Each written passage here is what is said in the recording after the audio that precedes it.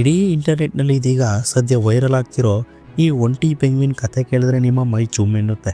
ಈ ದೃಶ್ಯವನ್ನು ಜರ್ಮನ್ ನಿರ್ದೇಶಕ ವರ್ನರ್ ಹರ್ಜೋಗ್ ಅವರು ಅಂಟಾರ್ಟಿಕಾದಲ್ಲಿ ಸೆರೆ ಹಿಡಿದಾಗ ಒಂದು ವಿಚಿತ್ರ ಘಟನೆ ನಡೆಯುತ್ತೆ. ಸಾವಿರಾರು ಪೆಂಗ್ವಿನ್ಗಳು ಆಹಾರಕ್ಕಾಗಿ ಸಮುದ್ರದ ಕಡೆಗೆ ಹೋಗ್ತಾ ಇದ್ರೆ, ಇದೊಂದು ಪುಟ್ಟ ಪೆಂಗ್ವಿನ್ ಮಾತ್ರ ಗುಂಪಿನಿಂದ ಹೊರಬಂದು ವಿರುದ್ಧ ದಿಕ್ಕಿನಲ್ಲಿದ್ದ ಬೃಹತ್ ಹಿಮ ಪರ್ವತಗಳ ಕಡೆಗೆ ಹೆಜ್ಜೆ ಹಾಕ್ತಾ ಇರುತ್ತೆ. ಆ ಪರ್ವತಗಳ ಹಿಂದೆ 5,000 ಕಿಲೋಮೀಟರ್ವರೆಗೂ ಬರೀ ಮಂಚುಗಡ್ಡೆ ಬಿಟ್ಟರೆ ಬೇರೇನೂ ಇಲ್ಲ. ಆದರೆ ಅಲ್ಲಿ ಸಾವು ನಿಶ್ಚಿತ ಅಂತ ಅದಕ್ಕೂ ಗೊತ್ತು.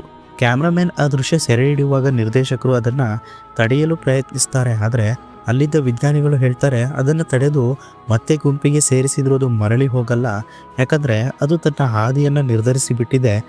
ಆ ಪೆಂಗ್ವಿನ್ ಬೆಟ್ಟದ ಮೇಲೆ ನಿಂತು ಒಮ್ಮೆ ತನ್ನ ಗುಂಪನ್ನು ನೋಡುತ್ತೆ, ಆದರೆ ಮರಳಿ ಬರೋದಿಲ್ಲ. ಅದು ನಮಗೆ ಕಲಿಸೋ ಪಾಠ ಒಂದೇ: ಜಗತ್ತು ನಿನ್ನನ್ನು ಹುಚ್ಚ ಅಂದುಕೊಂಡ್ರೂ ಪರವಾಗಿಲ್ಲ, ನಿನ್ನ ಗುರಿ ಎಲ್ಲಿದೆಯೋ ಅಲ್ಲಿವರೆಗೂ ಹೋಗು, ನಿನ್ನ ಕೊನೆಯ ಉಸಿರಿರೋವರೆಗೂ ಒಬ್ಬಂಟಿಯಾಗಿಯೇ ಹೋರಾಡು, ಸೋಲುವ ಮುನ್ನ ಶರಣಾಗಬೇಡ, ಹೋರಾಡುತ್ತಲೇ ಸಾಗು ಅಂತ ಹೇಳುತ್ತೆ. ಯಾಕಂದರೆ ಇದೀಗ ಈ ವಿಡಿಯೋ 18 ವರ್ಷಗಳ ಹಿಂದೆ ತೆಗೆದಿದ್ದ ವಿಡಿಯೋ. ಇವತ್ತು ಆ ಪೆಂಗ್ವಿನ್ ಸತ್ತೋಗಿದೆ. ಹಾಗಾಗಿ ಇದು ಇಡೀ ಇಂಟರ್ನೆಟ್ನಲ್ಲಿ ವೈರಲ್ ಆಗ್ತಾ ಇದೆ.